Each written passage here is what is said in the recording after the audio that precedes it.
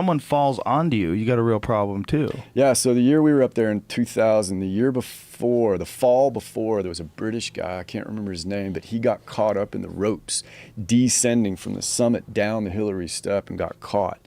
And there was nobody there with him. And he got caught, and he got stuck. Like in perpetuity. Yeah.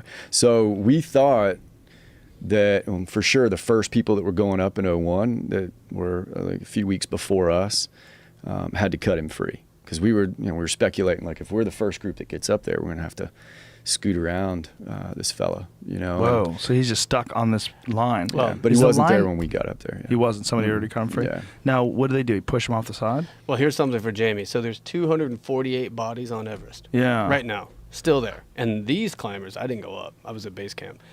The climbers use them as markers. Right. You kind of go up here. Isn't the original climber the guy for the first guy to make it? Well, they found one, yeah, but he's on the south summit. He's on the other side. On the north side in Tibet. Yeah. Mallory. So Mallory. They found Mallory's body. They didn't find Irvine's body. Back, right? His back. It's still there, frozen skin's solid. there. It's pretty weird. Yeah.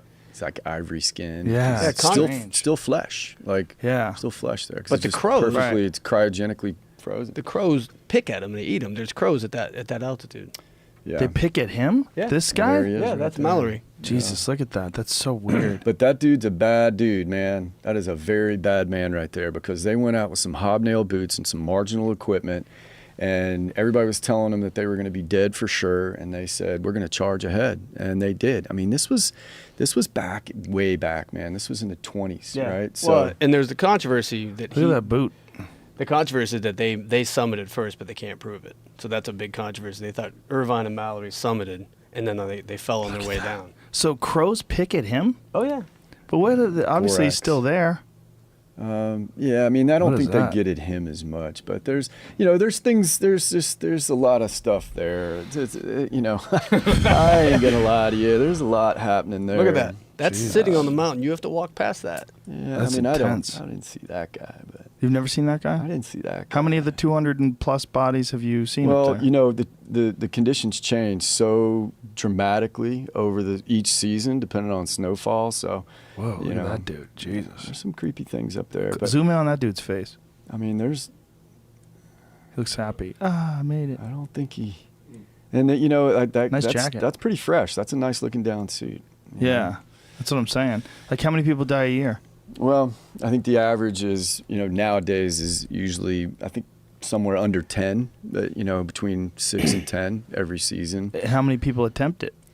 I think the grade is increasing every year. I think this year was the most that summited, the most attempted and most summited was this year, and I think close to 300 people summited this year. Jesus. Pull that picture up again, that image of deaths, Sherpas and regular folks.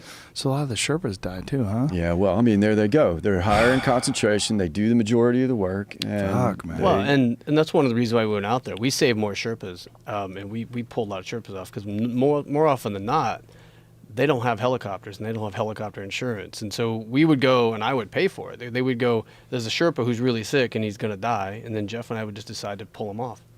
The other thing they don't have is they don't have life insurance. And you can imagine. So a lot of these families, a lot of the Nepali and the high altitude workers' families, they lose their only source of income when these guys get killed. So actually a friend of mine, Melissa Arnott, who was the first American woman to summit Everest without oxygen just last year,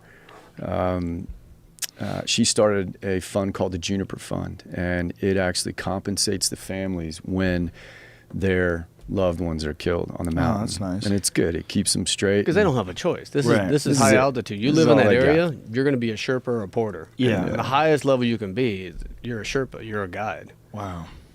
So what happened to this lady again? Ooh. Oh, yeah. Okay, all right. Lady. So Mingma goes up there. They're walking up there, and they need some help. So they and I have it all on video. And he's going, fuck, motherfucker. Oh, he's pissed. It's so funniest thing in the world. It's a comedy show. So then they hear music. Not kidding. They hear music. So she has a phone on her. I don't know how the battery's lasting. And she's sitting at the balcony, butt on the ice, and just barely breathing and listening to music. And then so they go to her. Like Rihanna or some shit. No, it was some kind of Indian music. Curry Rock or whatever the hell it was. And then Was she Indian? Yeah, she was Indian. Her name was Chetna. You don't want to say her name, man.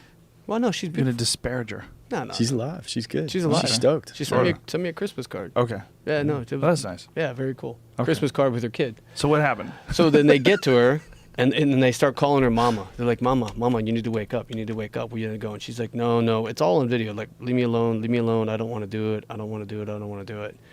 And then they put oxygen on her, crank up the bottle, try to get some blood flowing, get stuff going. They sit up there at 8,000 feet, 35 minutes, 45 minutes. Oh, Jesus. Trying to coax her? Yep, trying to coax her to get her down. And now, is it because of her personality, or is it because she's so, like, So diminished? Cognitively, things go south too, right? So she probably had pretty profound cerebral edema. So her decision making was in the toilet. So you become really apathetic. You And it's don't care. impossible to carry someone down. You can't carry someone. You can lower them down, which is what happened. You can tie a rope to their harness and short rope them down with with 2 or 3 dudes like working really, really hard Yeah. and sort of lowering her down. And that's how they got her down. But, she quit. And a lot of people quit. I worked search and rescue in Alaska on Denali for years, and you'd be amazed at how many people are just like done, and they Jesus. just lay down and they're done because they're not rational enough to know, like, if I sit down and I just take just a little bitty nap, you ain't getting back up. You're taking a snow nap and you're done. And that's Snow nap. the old snow nap. Ooh, I don't like that sound.